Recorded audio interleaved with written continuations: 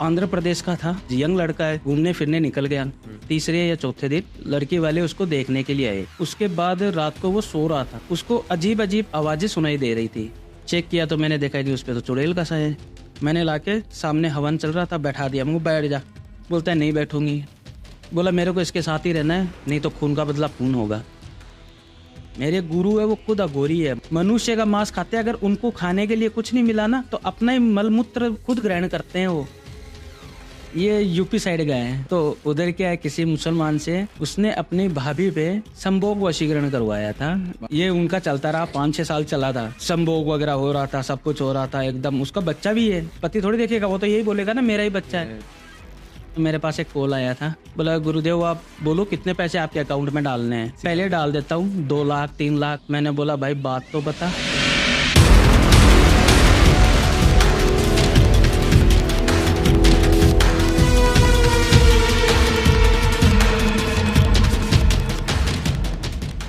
तो कैसे हैं दोस्तों, आज हमारे साथ हैं साधक रवि जी। हमने बहुत सारे पॉडकास्ट किए हैं पैरानॉर्मल एक्टिविटीज़ को लेकर, वशीकरण, ब्लैक मैजिक, इनको लेकर। आज का पॉडकास्ट थोड़ा सा डिफरेंट होने वाला है क्योंकि शुरुआत हम एक ऐसे केस, ऐसे एक्सपीरियंस से शुरू करेंगे जिससे आपका दिमाग हिल जाएगा कि भाई ये क्या चीज़ थी। तो ज़्यादा देरी किए बिना सबसे पहले हम अपने गेस्ट का वेलकम करते हैं। जय श्री महाकाल साधक रवि जी, कैसे हैं आप? जय श्री महाकाल जी। कैसे हैं आप? बहुत अच्छा हूँ। अच्छा, आप मेरे पास आए हैं और ये अपना सौभाग्य समझता हूँ मैं। आपसे बात करके मुझे बहुत कुछ सीखने और जानने को मिलेगा, साथ साथ हमारे ऑडियंस को भी बहुत कुछ जानने को मिलेगा। लेकिन जब भी इन सब चीज़ों की बात आती है, ब्लैक मैजिक की, वशीकरण की, पैरानॉर्मल भूतिया चीज़ों की बात आती है, तो लोग ना हमेशा कहानी से जुड़ना पसंद करते हैं कि किसी के साथ कुछ हुआ है, उन्होंने कैसे उन पे बीती वो चीज़, कैसे वो उस चीज़ से निकले हैं। इन सब चीज़ों के बारे में लोग सुनना पसंद करते हैं और आप इन चीज़ों से डील करते हैं, लोगों की मदद करते हैं। तो आपके पास तरह तरह की चीज़ें आती होंगी, तरह तरह के केस आते होंगे, लोग परेशानियां लेकर आते होंगे। तो ऐसा कुछ आया है आपके पास जहाँ पे आपका दिमाग घूम गया हो कि भाई ये क्या बला पड़ी, कैसे इससे जूझना है? ऐसा केस मेरे पास है, अभी कुछ दिन पहले का ही है। हाँ जी। मानो 20 या 25 दिन हुआ होगा, ऐसा केस आया है। बहुत अच्छा सवाल किया आपने, थैंक यू। ये सवाल पे आपको मैं बहुत जबरदस्त स्टोरी सुनाता हूँ। उस केस की पूरी स्टोरी सुनाता हूँ आपको, अच्छे से सुनो। बिल्कुल। इसमें ध्यान लगा के सुनने वाली बात ये है कि आंध्र प्रदेश का था, जेंट्स था, ठीक है। वो ऐसे ही रात को इंसान जैसे टहलने निकल जाते हैं और घूमने फिरने। रात को क्या है कि यंग लड़का है, घूमने फिरने निकल गया। शाम को, रात को यानी कि 10, 11, 12 बजे के बाद वो घर पे आया। बाहर से कुछ खाना वाना खा के आया होगा या दोस्तों के साथ घूम रहा था। तो जैसे ही घर पे आया तो क्या, जिधर से वो निकलता है ना, उधर डबल चौरास्ते होते हैं, पक्के चौरास्ते। हाँ।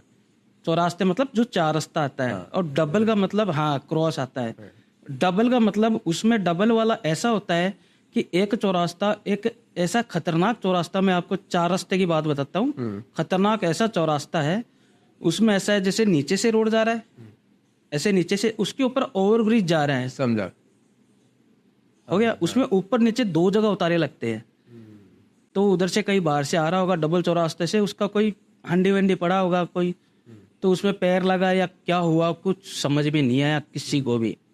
आ गया घर पे, बंदा 2 दिन सही रहा, रात को सोता रहा, दिन में उठता, अपने प्रक्रिया करता रहा, काम पे जाना आना सब कुछ सही था। उसका क्या है कि कोई लड़की वाले देखने के लिए आए थे। तीसरे या चौथे दिन लड़की वाले उसको देखने के लिए आए, पसंद हो गया, सब कुछ सही हो गया, बात पक्की हो गई। लड़की वाले देख के गए ना, उसके बाद रात को वो सो रहा था, उसको अजीब अजीब आवाजें सुनाई दे रही थी। उसने उठा, देखा बाहर बिल्ली कुत्ता कुछ भी नहीं है। इतनी आवाजें कहाँ से आ रही है, पूरी फैमिली है साथ में, सब सो रहे हैं, अगला भी सो रहा है, उसको कुछ भी सुनाई नहीं, यानी कि बाहर कुछ भी दिखाई नहीं दे रहा है। और अंदर जैसे वो फिर सोता है, फिर उसको अजीब अजीब आवाजें सुनाई देने लग जाती है। जैसे जैसे वो रात होती गई उसको और ज़्यादा आवाज़ें सुनाई दी। उसने अपने पेरेंट्स को बताया कि मेरे साथ ऐसा हुआ है। तो बोला ऐसे तू डर गया होगा, पहले घर वाले यही बोलते हैं कि ऐसे ही डर गया होगा, चलो सपना होगा, कुछ होगा। तो ऐसे करके उसको वापस अपने पास ही सुला लिया। दूसरे दिन वो तो फिर सुबह उठा, उठ के फिर बोलता मीठा खाने की मन में हो रही है उसको, मीठा वगैरह खाया सब कुछ। फिर धीरे धीरे वो क्या है कि ऐसी बातों में जकड़ा गया, ऐसी चीज़ों में जकड़ा गया, क्योंकि जो चीज़ उस पर हावी थी वो लेडीज थी। ठीक, पैर पैर क्या लगा था वो पता है?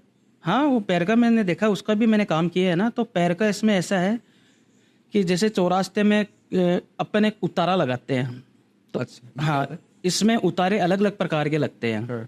उतारे होते हैं, कोई भूत प्रेत का भी होता है, अच्छा समझ। कोई बच्चे का भी होता है। हल एक उतारे का मान लो बहुत प्रकार के उतारे होते हैं, एक नहीं है। तो वो भूत प्रेत का कोई उतारा था, कोई किसी के ऊपर से साया उतारा हुआ था, किसी के ऊपर भूत का साया होता है ना, वो उतारा हुआ उतारा था। समझ गया। तो उसका उसने ध्यान नहीं दिया, वो तो पैर लग गया। लग गया। अभी बंदा 5-6 दिन में तो ऐसा हो गया, रात को सोता तो उसकी पूरी चारपाई ऐसे घूमती है, उसको ऐसा लग रहा है कि ये चारपाई घूम रही है अपनी। बेड पे सो रहा हूँ तो बोलता बेड घूम रहा है, ऊपर कुछ दिख रहा है, ये यहाँ पे कौन चल रहा है, इधर कौन चल रहा है, ऐसे कर रहा है। तो फिर उसको हॉस्पिटल लेके गए, तो हॉस्पिटल में बोला कि भाई कोई मेंटल प्रॉब्लम होगी, कोई ये कुछ होगा ऐसा। हॉस्पिटल में उसका इलाज करवाया, काफ़ी जगह दिखाया। 1 महीने तक लड़का एकदम काला होने में आ गया, एकदम गोरा चिट्टा लड़का था, काला होने में आ गया। धीरे धीरे चेहरा उसका ब्लैक होने लग गया। हॉस्पिटल गया, सब जगाया, इतना उपाय करवाया, कुछ हुआ नहीं। 1-2 तांत्रिक के पास गए, उधर दिखाया, उपाय करवाया, हुआ नहीं। फिर ऐसे ही हम बैठे थे तो एक अचानक किसी मेरे दोस्त से दोस्त का कॉल आया था। तो उसने बोला कि ऐसा ऐसा एक मेरे घर पे ही है, तो उसका आप एक बार देखो।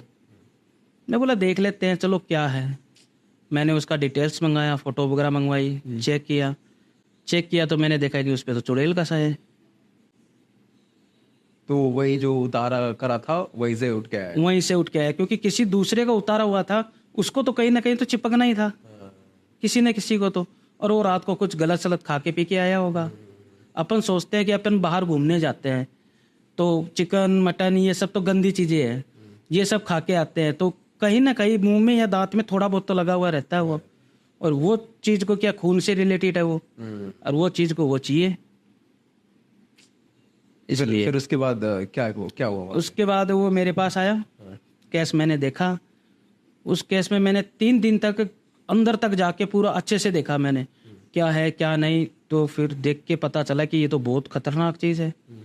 अगर थोड़े दिन के अंदर इसको नहीं संभालती तो वो लड़के को ख़त्म कर देती, पूरा कर देती उसको। तो क्योंकि वो लड़की थी चुड़ैल, और उसकी एंगेजमेंट हो चुकी थी।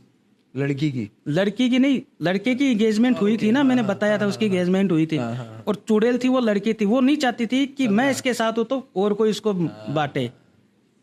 तो वो उसका ऐसा प्यार ही ऐसा हो गया कि पूछो मत, साथ ही रहना है। साथ ही रहना है उसके। आपने कैसे छुड़वाया फिर कैसे मदद करी इस आदमी की फिर आप? उसको मैंने बोला कि आप इसको एक काम करो, मेरे आश्रम पे लेके आओ हरिद्वार। मेरे आश्रम पे हरिद्वार बुलवाया मैंने, आश्रम पे आने के लिए तैयार नहीं है। बोला जाऊंगा तो मर जाऊंगा, मार दूंगी। खुद मुंह से बोलने लग गई, मैं इसके साथ ही रहूंगी, मैं इसको कोई नुकसान नहीं करूंगी, मैं ऐसा नहीं करूंगी। मतलब उसको पता लग गया कि कहाँ बुला के ले रहे हैं? कहाँ, हाँ। मैंने ऐसा बोला कि इसको ये बोलो कि अपन किसी साधु बाबा या किसी तांत्रिक के पास नहीं जा रहे हैं, इसको ये बोलो चलो घूमने के लिए जा रहे हैं दोस्तों के साथ, ऐसा कोई प्लान बनाओ। तो 3-4 दिन के बाद वो प्लान बना के कैसे जैसे करके उसको हरिद्वार ले आए। हरिद्वार में गाड़ी खड़ी होती वो तो उसका रूप वापिस विकराल हो गया, भयंकर विकराल हो गया। जनता देख रही है पूरी, गंगा घाट के ऊपर जनता देख रही है। गंगा घाट में अभी मेरे पास आएगा तो फिर गंगा घाट से स्नान करके ही आएगा। अब मेरा तो आगे पड़ता है, कनखल में पड़ता है मेरा तो गंगा घाट पे उसको जैसे तैसे करके थोड़े छींटे मारे हैं, छींटे उटे मार के थोड़ा शांत वांत करके बड़ी मुश्किल से उसको उसके पेरेंट्स मेरे आश्रम पे ले आए। मैंने लाके सामने हवन चल रहा था, बैठा दिया। मैं बैठ जा, बोलता है नहीं बैठूंगी। मैं तो आपने मेरे को धोखे से यहाँ बुलाया, तो आपको आज या तो मेरी जिंदगी नहीं है या आपकी नहीं है। या खुल के बोल रही है? खुल के बोल रही है, या तो मेरी जिंदगी नहीं है या आपकी नहीं है। मैंने बोला जिंदगी दोनों की रहेगी, तू बता क्या चाहती है, उसका समाधान मैं करके दूंगा। बोला मेरे को इसके साथ ही रहना है और मेरे को जाना नहीं है, नहीं तो खून का बदला खून होगा। बोला चलो ठीक है, देख लेते हैं, जो भी है कर लेंगे। बैठे रहे हवन पे। मैंने मेरे शिष्य को इशारा करके ऐसा बोल दिया कि जैसे ही वो बैठे हवन पे, एक सुरक्षा कवच होता है, 5 इतनी इतनी बड़ी हम अलग अलग धातु की चीज रखते हैं, 5 धातु की चीज होती है, 5 उसके इर्द गिर्द लगाई जाती है और एक बीच में जहाँ बैठता है उस पे। तो उसके आसन में बीच वाली तो पहले लगा दी, उसको बैठा दिया, साइडों में वो चारों धातु लगा दी, तो उसको क्या बांध दिया वहीं पे। अभी वो वहीं पे तड़फना चालू हो गई, चेहरा पूरा लाल। हालांकि लड़के का चेहरा काला पड़ गया था, लेकिन उस समय जब मेरे सामने बैठा है तो उस समय चेहरा एकदम लाल कलर का था, तब वैसा चेहरा लाल हो गया उसका।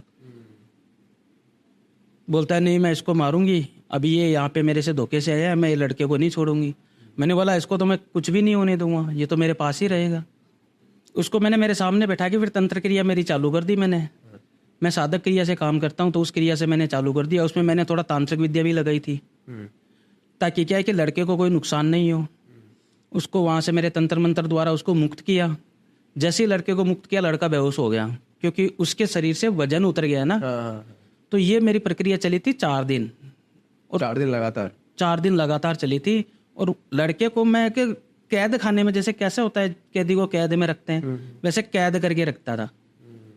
टाइम से उसके पास जाना, उसको खाना देना, पानी देना, सब एक रूम में ही रखता था उसको। उसके पास किसी को अलाउड नहीं था जाना, उसके पेरेंट्स को भी नहीं था। मैं बोला अगर आपको बच्चा चाहिए तो 4 दिन आप साइड में बैठ जाओ। तो मैं उसके पास खाना वाना लेके जाना था और कुछ भी देना था तो सुरक्षा कवच के साथ जाना था। तो फिर मैं सुरक्षा कवच के साथ उसको खाना वाना देता था। जब भी मैं खाना देने जाता था, कभी दीवार पे इधर चिपका हुआ मिलता था, कभी ऊपर। पहले दिन तो ऐसी हालत कर दी उसने मेरी, रात को मैंने हवन पे बैठा के उसको, सुबह जैसे ब्रह्म मुहूर्त होता है 3:30 से 4 बजे के बीच में, मैंने हवन अस्त किया। हवन अस्त करके उसको सीधा कैद कर दिया, कैद उसको बांध के तंत्रों द्वारा और रूम में बंद कर दिया। दूसरे दिन में उसको दोपहर को चलो अभी सुबह 6-7 बजे चाय पानी वगैरह वॉशरूम कर जाते हैं, तो उसके लिए मैं उसके रूम में गया। मुझको देखता हूँ जाके कैसा है, पहले से फ़र्क है कि नहीं। जाके मैं रूम में इधर उधर देख रहा हूँ, मेरे को रूम में दिखाई नहीं दे रहा है। वो पंखे के ऊपर लटका हुआ था, वो पंखे पे है। क्या मिलता है इनको ये सब करके? ये तो शैतानी चीज है, इधर उधर घूमेगी, उल्टा ही काम करेगी सब। शैतानी चीजें ऐसा ही काम करती है। आखिरी में फिर चीज निकली कैसे फिर? इसको 3-4 दिन तक मैं बताया ना, 4 दिन तक तंत्र क्रिया चली। कि तंत्र क्रिया चलने के बाद मैंने इसको, जो चुड़ैल थी ना वो, उसको मैंने पानी की बोतल में कैद किया था। और पानी की बोतल भी कांच की आती है एक, प्लास्टिक में नहीं, कांच में कैद किया था। कांच में कैद करके फिर वो लड़के को छुड़ा के जैसे ही छुड़ाया वो वैसे लड़का बेहोश हो गया। सब कुछ सही हो गया। 2 दिन मेरे पास रखा, बिल्कुल अच्छे से खाना पीना खा रहा था, घूम रहा था, फिर रहा था। खुद बोल रहा था हरिद्वार आए हैं, यहाँ पे घूमेंगे नहीं फिरेंगे नहीं तो फिर क्या होगा। बोलते गुरुजी आप भी चलो हमारे साथ, आपको हम घुमा के लाते हैं। मैं बेटा मैं यहीं का ही हूँ, यहीं घूमता हूँ, आप घूम के आओ, अकेले जाओ, आराम से घूम के आओ, फिर आके मेरे से बात करना। यहाँ पे काफी घूमा उसने, 2 दिन दबा के घूमा वो।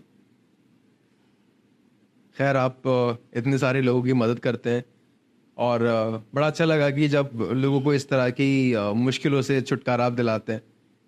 जब मैं ये कहानी सुन रहा था तो एक चीज़ मेरे क्वेश्चन दिमाग में आया, जैसे कि आपने उसको उसमें कैद कर दिया, बॉटल में कैद कर। हाँ। तो मतलब एक सही तरीका है कैद करने का, लेकिन लोग ऐसे क्या बोला आपने, वो छोड़ना क्या बोलते हैं, वो जो रोड पे उतारा। तो लोग ऐसे क्यों करते हैं कि कहीं भी छोड़ दिया फिर? क्योंकि जब तो सही तरीका क्या है फिर, किस तरह छोड़ना चाहिए कि दूसरे पे ना लग जाए? इसका सही तरीका यही है कि जैसे अपन रोड पे छोड़ते तो ये देखते हैं कि किसी को तकलीफ आ सकती है, ऐसा कभी भी किसी के साथ नहीं करना चाहिए। चलो एक को छुड़वाया, दूसरे को ऐसा कर दिया। काफी लोग तो ये क्या है कि ये चीज को बिजनेस बना के बैठ गए। अच्छा। तो उसको क्या है कि उसको मालूम ही है कि ऐसा होना है, यहाँ से छूटेगा, दूसरे को चिपकेगा, बुलाएगा तो अपने को ही वो बोल देगा। अब छोटे छोटे गांव देहात होते हैं, शहर होते हैं, हाँ, उनको मालूम रहता है कि भाई उनका तो काम उन्होंने किया था और अच्छा हो गया वो अभी, तो फिर वो कॉल किसको करेंगे, सीधा उनको करेंगे, भाई हमारा भी है आप देखो। इसका सही तरीका यही होता है कि जैसे पानी की कांच की बोतल आती है, उसके ऊपर अच्छा ढक्कन लगता है, उसको उसके अंदर कैद करो। कैद करके उस पर कोई भारी वस्तु बांधो, वस्तु जैसे पत्थर बांध दो, कुछ भी चीज बांध के उसको गंगा नदी के अंदर या कोई भी बड़ी नदी है या समुंदर है उसमें बहा दो। अभी मैंने उसको गंगा नदी में बहाया था, अभी वो त्रिवेणी संगम में जाके इलाहाबाद में मिला है या कहाँ मिला है पता नहीं। उसकी पूरी गति मुक्ति करके ही उसको उस जीवन से पूरी मैंने मुक्ति दिला दी, उसको जीवन से मुक्ति दिला के अभी उसका अगला जन्म होगा। पूरी मुक्ति दिला के ही छोड़ा जाता है ये सब चीज़, पूरी मुक्ति दिला दो फिर उसको गंगा नदी में बहा दो। जैसे बुजुर्ग जैसे कोई भी घर पे एक्सपायर हो जाते हैं तो क्या करते हैं अपन, उनकी अस्थियां गंगा नदी में ही बहाते हैं। तो कैद करके उसको गति मुक्ति करनी पड़ती है, गति मुक्ति करने के बाद गंगा नदी में बहाया जाता है। अब आप लोगों की इतनी सारी दिक्कतें आपके पास लोगों की आती है, आज के ज़माने में सबसे ज़्यादा किस तरह की दिक्कतें लोग लेके आ रहे हैं? आज के ज़माने में पूछो मत, छोटे छोटे लड़के भी प्यार के चक्कर में बहुत ज़बरदस्त फंस रहे हैं। ये डिस्कस करते हैं ना, बड़ा इंटरेस्टिंग रहता है कि क्या चल रहा है आजकल दुनिया में। थोड़ा ये केस बताया ऐसे प्यार मोहब्बत वाला थोड़ा। प्यार मोहब्बत वाला मैं आपको एक केस बताता हूँ। हाँ जी। प्यार मोहब्बत में एक ऐसा था कि मेरे पास एक कॉल आया था, हाँ जी। मैंने बातचीत की, बोला गुरुदेव आप बोलो कितने पैसे आपके अकाउंट में डालने हैं। अरे बाबा। पहले डाल देता हूँ 2 लाख 3 लाख। हाँ। मैंने बोला भाई बात तो बता, नाम तो बता, है कहाँ से वो तो बता। उसने कुछ बोला ही नहीं। मैं बोला पूरा नाम पता एड्रेस पहले मेरे को ये बता, तेरी डिटेल सेंड कर, तू अगर प्यार में सच्चा है तो मैं तेरा साथ दूंगा। अगर तू ऐसे ही किसी लड़की के ऊपर मोहिनी मंत्र वगैरह करवा लेगा और उसका मिस यूज करेगा तो वो 3 लाख रुपए मेरे किस काम के, फिर मेरे को तो ये जो शक्तियां मिली है ये फिर किस काम की, ये तो खराब हो जाएगी। तो उसने बोला नहीं नहीं गुरुदेव ऐसी कोई बात नहीं है, मेरा प्यार सच्चा है, लड़की भी मेरे से बात कर रही है, लड़की साथ में लाइन पे, उसने लड़की को भी लिया। दोनों से बात की मैंने, बोले कि हम दोनों शादी करना चाहते हैं। मैं पहले आपकी उम्र बताओ। लड़की 17 साल की है, लड़का 20 साल का है। मैंने बोला भाई माफ करो, आप एक काम करो 4-5 साल और प्यार करो, उसके बाद मेरे को कॉल करना। तो उनको दिक्कत क्या आ रही थी जब तो साथ में ही है? तो उम्र ही नहीं है साथ में, तो अभी 17 साल की लड़की क्या प्यार करेगी? नहीं, उनको क्या दिक्कत थी? घर वाले मान नहीं रहे क्या? हाँ, उसके घर वाले नहीं मान रहे थे। तो घर वाले, एक छोटी सी बात है, घर वाले किसके मानेंगे? लड़की अभी बालिक ही नहीं है, कुछ शुरू ही नहीं हुआ। हाँ। मैं बोला आप भी आप 4-5 साल और प्यार करो, उसके बाद आपको देखेंगे। ऐसे ही मेरे पास एक बहुत जबरदस्त, देखो बातों बातों में एक याद आ गया। बिल्कुल एक जबरदस्त प्यार का किस्सा सुनाता हूँ आपको, बहुत मजा आएगा इस चीज में। लव स्टोरी भी बहुत जबरदस्त है। जरूर। मेरे पास कॉल आया था तेलंगाना से। मतलब इंडिया के हर जगह से आ रही कॉल है? हाँ, कॉल बहुत जगह से आती है। ठीक है जी। तो तेलंगाना से मेरे पास कॉल आया था। ऐसे ही उसने कोई ब्रॉडकास्ट वगैरह देखा होगा या फिर न्यूज पे देखा होगा तो पता नहीं। तो मेरे पास तेलंगाना से कॉल आया था। उसने मेरे को बोला गुरुजी जय श्री महाकाल। जय श्री महाकाल मैंने भी किया। इतना प्यारा बंदा था, उसकी आवाज़ इतनी मीठी थी ना, आज भी वो मेरे साथ जुड़ा हुआ है और आज भी मेरे से बातचीत करता है। सबसे पहले महाकाल किया, गुरुजी चरण वंदना, प्योर हिंदी में बात कर रहा था। उधर तो हिंदी चलती नहीं है। मैंने बोला आप कहाँ से हो? मैं तेलंगाना से हूँ। रहते कहाँ हूँ? बेंगलोर रहता हूँ। काम क्या करते हो? सरकारी कर्मचारी हूँ। बोला अच्छा, प्रॉब्लम क्या है आपको? बोला गुरुदेव हमारी प्रॉब्लम ये है कि जब मैं 18 साल का था तब एक लड़की से प्यार करता था और लड़की भी 18 साल की है, खाली मेरे से 6 महीना छोटी है। तब से हम दोनों कॉलेज से एक दूसरे से प्यार कर रहे हैं और आज हमारी उम्र 29 साल हो गई है और आज तक उनके प्यार के रिलेशन में वो दोनों मिलते थे, बातें करते थे, हर जगह आते साथ में आते जाते थे, लेकिन कभी उसने लड़की को टच नहीं किया। बोला गुरुदेव अगर मेरा प्यार सच्चा है तो ये चीज़ों से मेरे को प्यार नहीं पाना है। मैंने उसके बारे में देखा, बहुत अच्छे से गहराई में जाके देखा। लड़की बिल्कुल जैसे पैदा हुई थी पवित्र, वैसे अभी तक पवित्र ही थी। मैंने सब कुछ देखा उसका, क्योंकि मैं कोई भी काम करता हूँ ना, सबसे पहले चेक करता हूँ कि सामने वाला बंदा कैसा है, सही है कि गलत है। किसी का गलत फायदा नहीं उठा ले हुए, गलत तरीके से मैं कोई काम नहीं करता। इसके लिए मैं पहले चेक कर लेता हूँ। तो मैंने चेक वेक किया तो एकदम ठीक था। तो गुरुदेव आज तक हमने हग ही किया, यानी कि गले ही मिले हैं। गले मिलना कोई बड़ी बात नहीं है, तो गले ही मिले, उसके अलावा हमने कुछ भी नहीं किया है। उनको ठीक है कोई बात नहीं, मैं चेक करूँगा फिर बताऊँगा। उसने मेरे को डिटेल्स वगैरह फ़ोटो वगैरह सेंड की, नाम सेंड किया, पूरा एड्रेस सेंड किया, लड़के का किया, अपना किया, पूरा डिटेल वगैरह सेंड करने के बाद उसके भी फैमिली वाले नहीं मान रहे थे ना, अदर कास्ट हो गई, फैमिली वाले मान ही नहीं रहे थे, बोला नहीं करनी है शादी। और दोनों का स्टेटस भी काफ़ी अच्छा, काफ़ी रिच फैमिली से थे, तो दोनों नहीं मान रहे हैं। मैंने 2 दिन तक उसको कॉल नहीं किया। मैं बोला मैं सामने से कॉल करूँगा। वो खाली ये कि मेरे को मैसेज छोड़ता था, गुरुदेव कृपा रखना, बस इतना ही एक ही मैसेज छोड़ता था एक दिन में। 2 दिन मैंने उसको कुछ जवाब नहीं दिया, मैंने देखा। तीसरे दिन मैंने उसका फिर मैसेज आया, मैं चलो तेरे पे कृपा करते हैं तो फ़ोन कर। उससे बातचीत की। बातचीत करने के बाद उसको मैंने बताया कि यहाँ से तुम्हारा प्यार स्टार्ट हुआ है, तुम तुम्हारी बुआ के लड़के यहाँ पे शादी में गए थे, वहाँ से वो लड़की तेरे को मिली थी, वहाँ से प्यार स्टार्ट हुआ है, वहाँ से ये पूरा उसको डिटेल बताया। बोलो गुरुदेव आपको कैसे पता चला कि हम वहीं मिले थे? वो यही तो शक्ति होती है जो काल भैरव ने हमको दी है, यही चीज़ दी है, यही चीज़ के कारण तो हम सब चेक कर लेते हैं। यही शक्तियों से सब दिख जाता है। हवन के अंदर जोत लगाते हैं, जोत के अंदर सब दिखता है। दिखता धुंधला है लेकिन सब कुछ दिखता है। तो वो सब चीज़ देख के मैंने उसका फिर बोला चलो घर वाले नहीं मान रहे, उसका काम चालू किया। मैंने उसको बोला कम से कम भी 11 दिन तो मेरे को लगेगा। तो बोला गुरुदेव कोई बात नहीं, लेकिन उसने मेरे से एक बात छुपाई थी कि उसकी एंगेजमेंट होने वाली थी, ये नहीं बताया उसने। मैंने उसको छुपाया या फिर झूठ बोला था? उसने छुपाया है मेरे से, यह झूठी मानो उसको। उसकी एंगेजमेंट होने वाली थी, किसकी? लड़की की। अच्छा। हाँ, और लड़के ने मेरे को ये बात बताई नहीं। मैंने उसको बोला कि इसकी कहीं बातचीत चल रही है क्या रिश्ते की किसी से? अब भी बता देना मेरे को, बाद में मत बताना। बाद में बोलेगा गुरुदेव बात हो रही है, ये हो रही है। तो बोला नहीं नहीं गुरुजी ऐसा कुछ नहीं है। मैं चलो ठीक है, तो ये तो झूठी हो गया। मैंने काम चालू कर दिया उसका। मैंने 2 दिन बाद उसको कॉल किया, तूने मेरे से झूठ बोला, लड़की की दूसरी जगह एंगेजमेंट की बात चल रही है। बोल गुरुदेव मेरे को मालूम नहीं था, सच में कसम खा के बोलता हूँ मेरे को मालूम नहीं था, लेकिन मेरे को भी अभी आज ही मालूम चला है। और देखो मैंने आपको 3 से 4 बार कॉल भी किया था। हाँ, तो मेरे पास कॉल आया हुआ था 3 से 4 बार का, तो उसको सच में शायद मालूम नहीं होगा। मैंने उसको बोला चलो कोई बात नहीं, देखते हैं। जहाँ उसकी एंगेजमेंट हो रही थी वहाँ से तो उसकी तुड़वा के फिर वो लड़की की वहाँ पे अभी उसके पेरेंट्स में, जब जैसे ही मैं चौकी भेजूँ कि उसके पेरेंट्स मान जाए, मोहिनी मंत्र की चौकी भेजता हूँ मैं। जिससे क्या होता है कि मोहिनी मंत्र साधक एक ऐसी चीज़ करता है मोहिनी मंत्र में कि एक दूसरे का मन एक दूसरे पे मोहित हो जाना, मन मोहित कर लेना, मन मोहित कर लेना। वशीकरण टाइप ही होता है ये, लेकिन उससे तो बहुत श्रेष्ठ है, बहुत अच्छा है। तो ये मोहिनी मंत्र उस पर मैंने किया था। तो इसकी फैमिली पे भी मोहिनी मंत्र किया, इसकी फैमिली पे भी किया, दोनों की फैमिली पे मोहिनी मंत्र किया। फिर दोनों की फैमिली, अब लड़की ये नहीं बोल रही अपने मुंह से कि मैं उस लड़के से प्यार करती हूँ, लड़का अपने फैमिली को बोल दिया कि मैं उससे प्यार करता हूँ और मेरे को उससे शादी करनी है। लड़के के घर वाले मान गए, बोले ठीक है, 11 दिन का प्रोसेसर है ये। और लड़की जब मुंह से बोलेगी नहीं तो उसके घर वाले उसको कैसे पता चलेगा? मैंने लड़के को कॉल करके बोला लड़की को ये बोलो कि मैंने मेरे घर वाले पे बोल दिया, मेरे घर वाले मान गए, आप भी बोलो।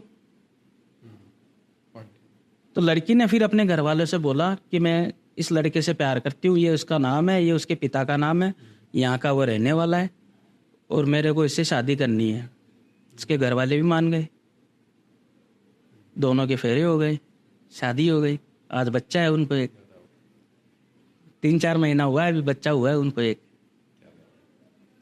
अच्छा, जब आप शक्तियों की बात कर रहे थे तो सवाल मेरा ये है कि ये जो शक्ति है वो ये कितनी आसानी से प्राप्त हो सकती है? क्या कुछ करके गुजरना पड़ता है इस शक्ति की प्राप्ति के लिए? इस शक्ति के लिए बहुत कुछ करना पड़ता है।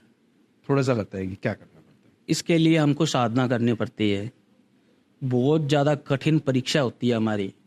मैंने मेरे गुरुजी से दीक्षा ली थी, तो दीक्षा लेने के बाद मेरे को जब शक्तियाँ प्राप्त हो रही थी तो हमारे गुरुदेव है खुद हमारी परीक्षा लेते हैं। जैसे कोई भी टास्क हमको दे देते कुछ भी, तो मैं मेरा बता रहा हूँ, जैसे चारों ओर आग जली हुई है, पहाड़ों का बात है, जून जुलाई कितनी गर्मी रहती है उस समय, एकदम गर्मी के महीने में चारों ओर आग जली हुई है, उसके बीच में मेरे को साधना करनी है। और नहीं आते गोबर के उबले, उससे चारों ओर आग लगा देते हैं और बीच में बैठते हैं। तन पे वस्त्र नहीं होता है, हमारा वस्त्र ब्लैक ही रहेगा, काला ही रहता है या लंगोट में रहता है।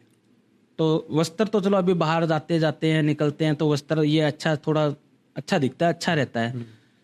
तो लंगोट में था, शरीर पे पूरा भभूत लगा हुआ था, ठीक है, और चारों ओर आग ही थी, टेम्परेचर एक ही रहना है उसका। एकदम गर्म। अभी उसमें मेरे को वहीं पे साधना करनी है 24 घंटे तक शक्ति मिलने के लिए। 24 घंटे तक ऐसे हाथ करके आलती पालती मार के ऐसे बैठना पड़ता है, ऐसे रख के पूरा ऐसे पूरी साधना करनी पड़ती है। उसमें हमको हर एक चीज का अनुभव होता है, उसी चीज में हमको शक्तियां मिलती है, उसी में मैं काल भैरव उपासक हूँ, इसीलिए मैं साधक हूँ। ठीक है, मैं तंत्र भी करता हूँ और साध्विक भी करता हूँ। इनमें क्या फर्क है? तंत्र क्रिया तांत्रिक विद्या से होती है और साधक क्रिया साध्विक विद्या से होती है। जो तंत्र क्रिया से ऊपर है और बेस्ट है, किसी को किसी चीज का नुकसान नहीं होता है। कोई काम भी करवाता है ना, तो काफी कॉल्स वगैरह आते हैं, तो मेरा ये काम करना है, ये करना है, ये करना है, तो उसमें वो काम वगैरह करवाते हैं ना, तो मैं साध्विक रूप से करता हूँ। मैं देखता हूँ कि सामने क्या पोजीशन है, साध्विक है कि तांत्रिक विद्या है या काला जादू किया हुआ है, सामने वाले ने क्या किया है, या मुसलमानी कोई काम करवाते हैं वो किया है। तो ये सब चीज देख के फिर ही प्रक्रिया आगे बढ़ी जाती है। जैसे एक छोटा सा एक किस्सा बताता हूँ। अभी जगह का नाम बता दे यहाँ? नहीं बताइए, अगर ऐसा कुछ है तो नहीं बताइए। ये यूपी साइड गए हैं। अच्छा, ठीक। तो उधर क्या है, किसी मुसलमान से उसने अपनी भाभी पे संभोग वशीकरण करवाया था। ऐसा भी वशीकरण होता है? होता है। ओके, बताइए इसके बारे में और थोड़ा। पितली आलम बोलते हैं इसका, संभोग मुसलमानी भाषा में पितली आलम बोलते हैं। अच्छा, ओके। तो उसने संभोग का करवाया था। खुद शादीशुदा है, भाभी है उसकी, तो उसने उस पे करवाया था। अभी बोलो उसको क्या मिला होगा? तो ये मतलब आपसे नहीं करवाया? मेरे से नहीं करवाया, और से करवाया आपको? मैंने काटा है। वो काटा है, ओके। हाँ, वो क्या है कि तो परेशानी क्या हुई जब आपके पास? मैं बताता हूँ, दिक्कत को लेकर आए। मैं बताता हूँ। ये उनका चलता रहा, 5-6 साल चला था। मतलब 5 साल संभोग भी? संभोग वगैरह हो रहा था, सब कुछ हो रहा था एकदम। उसका बच्चा भी है। अभी कौन ये उसका पति थोड़ी देखेगा, वो तो यही बोलेगा ना मेरा ही बच्चा है, लेकिन वो तो उसके देवर का बच्चा था। वो बोलता है कि मेरे को मेरी वाइफ से ज्यादा मेरी भाभी खूबसूरत लगती है। मैं बोला ऐसा यार नहीं करना चाहिए। ये मेरे को उसकी वाइफ को पता चला ना कि ऐसा ऐसा भी ये अपनी भाभी के साथ रोज सोता है, ऐसा करता है, ये करता है। रात को नींद में उठ के जाता था, नींद में वाइफ सो रही है, उठ के जाता था और भाभी के रूम से आके भाभी या बाथरूम में मिलना है, कहीं पे छत पे मिलना, ऐसे करते थे। वो दूसरे रूम में मिलते थे, उधर भाई सो रहा है, इधर वाइफ सो रही है, कहीं पे भी मिलना, कुछ भी करना, या दिन में मिल लेना, या बाहर कोई पे होटल पे भाभी को बुला लेता था। उनका बहुत खराब हो गया। एक दिन उसकी वाइफ ने उसको रंगे हाथ पकड़ लिया। उसको रंगे हाथ पकड़ते ही उसने अपने जेठ को बोला, जेठ मतलब बड़ा भाई, उसको बोला कि आपकी वाइफ का चाल चलन सही नहीं हो रहा है, थोड़ा आप ध्यान दो। वो चिढ़ गया कि अपनी वाइफ के बारे में उल्टा कौन सुनेगा। बोला कि आज आप एक काम करो, इन पे 5-6 दिन ध्यान दो, आपको अपने आप पता चल जाएगा। उसने ध्यान दिया, उसने पेरादारी की अच्छी तरह और रंगे हाथ पकड़ा गया। वो दोनों ने मिलके मेरे को कॉल किया था। तो लड़की ने यह बोला कि मेरी जिंदगी का सवाल है, मेरा पति ऐसे ऐसे कर रहा है अपनी भाभी के साथ, तो आप कुछ करो। तो वो चीज़ मैंने काटी थी, 7 दिन में कटी थी वो चीज़। तब मेरे को मालूम है कि इंसान ऐसे भी बैठे हुए हैं, ऐसे भी इस दुनिया में इंसान भरे हुए हैं। इस चीज़ को काटने के लिए क्या तरीका होता है? इसको काटने के लिए अपने को रुद्र भैरवी बगलाम की पूजा होती है एक। अच्छा, वो करनी पड़ती है। रुद्र भैरवी बगलाम की पूजा क्या, नेगेटिव चीजें जो गलत चीजें होती है ना, उसको सबको ग्रहण कर लेती है। पता है, जब मैं आप जैसे साधक से मिलता हूँ ना, तब मुझे ये रियलाइज होता है कि दुनिया कितनी आगे बढ़ रही है, कितनी आगे बढ़ चुकी है, लेकिन लोग फिर भी एक दूसरे के पीछे लगे पड़े हैं। इस तरह की परेशानियों को लेकर उनके पीछे छोड़ देते हैं। पीछे से आप जैसे लोग ना हो तो फिर ये सब चीजों से छुटकारा कैसे मिलेगा? नहीं मिलेगा ना। अभी तो एक दूसरे का खून करने के लिए तैयार है। अभी ये सोचते हैं कि यार उसके पास इतना पैसा कहाँ से आया, अगला मेहनत कर रहा है, फिर भी ये सोचते हैं उतना पैसा इसके पास कहाँ से आया, 2 नंबर का काम तो नहीं कर रहा, ये तो नहीं कर रहा, ये नहीं कर रहा, सब उल्टा ही उल्टा सोचते हैं। अच्छा किसी की सोच ही नहीं रही। जब हम तंत्र का सहारा लेते हैं इन सब चीज़ों से छुटकारा पाने के लिए, और किसी ने कोई चीज़ पीछे पड़वा दी है, तो फिर क्या चीज़ है जो ये सब चीज़ें पीछे पड़वा रही है? तो यानी तंत्र तो अच्छाई के लिए है ना, जितना मैंने सुना है, जाना है, सीखा है। तो फिर किस चीज़ का इस्तेमाल हो रहा है इन सब चीज़ों को शुरू करने के लिए, ये बुराइयां शुरू करने के लिए, कि कोई चीज़ किसी के पीछे पड़वाने के लिए? ये सब पैसे का कमाल है। मैं गलत काम कभी नहीं करता। हाँ। चाहे मेरे को कितना भी लालच देवे, कुछ भी बोले, कितना भी पैसा देवे, मेरे पास आ जाए, मैं कभी गलत काम नहीं करता। कोई कोई ऐसे ऐसे बैठे हुए हैं इंसान, ऐसे ऐसे भरे हुए हैं कि हाँ भाई अपने को 10,000 रुपये मिल रहे हैं ना, ये काम ही तो करना है, अपना 4 दिन का मेहनत है, चलो कर दो।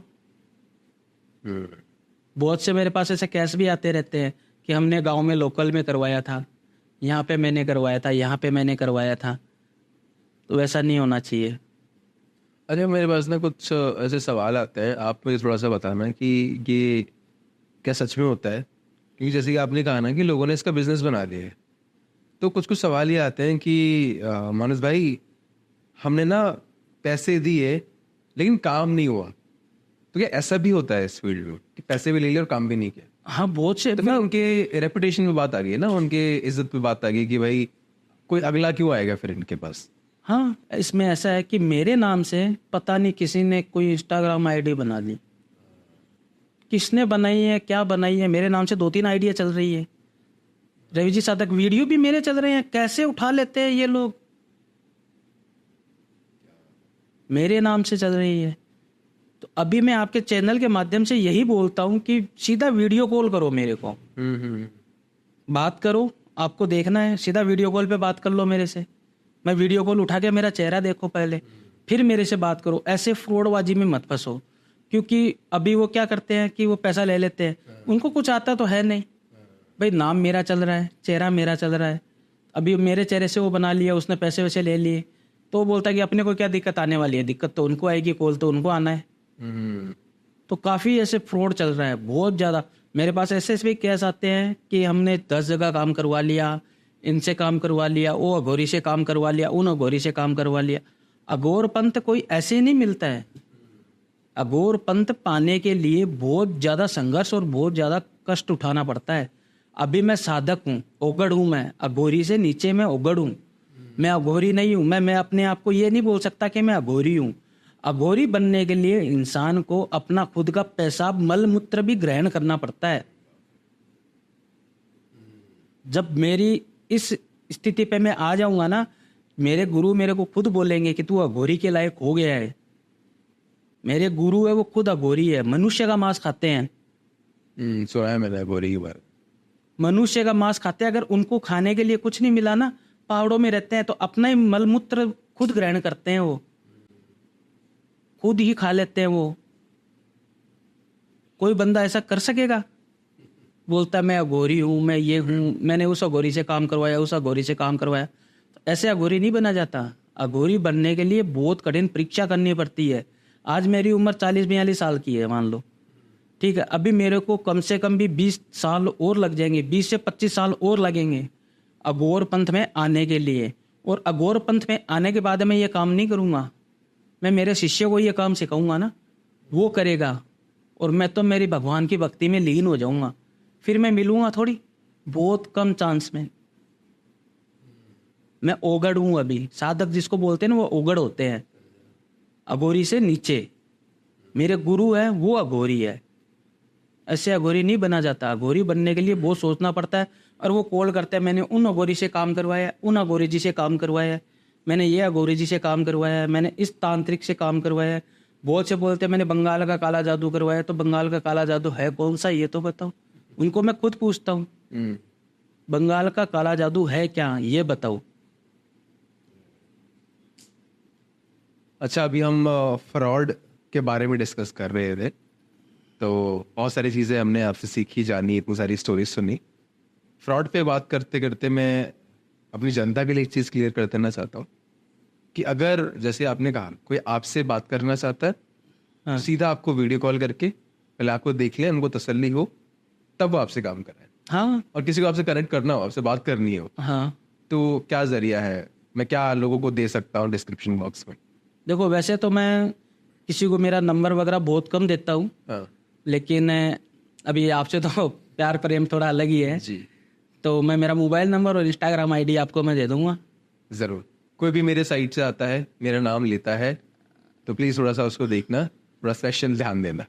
आपकी तरफ से जो भी मेरे पास क्लाइंट आएगा ना, आपको आप अपने चैनल पे कमेंट ही देख लोगे ना, उसमें ही आपको पता चल जाएगा। और ऐसा काम करके दूंगा कि वो ज़िंदगी में याद रखेगा। लेकिन फ्रॉडबाजी और धोखेबाजी से सावधान होकर काम करवाना। भले ही मेरे से काम मत करवाओ, मैं ये नहीं बोल रहा कि मेरे से ही काम करवाओ, मेरे से मत करवाओ, किसी से भी करवाओ, लेकिन धोखेबाजी वाला काम बिल्कुल मत करवाना। नहीं तो मैं करता हूँ ऐसा काम, मेरे को झूठ से सख्त नफरत है। मैं सच्चाई का साथ देने वाला हूँ, मैं प्यार प्रेमी हूँ।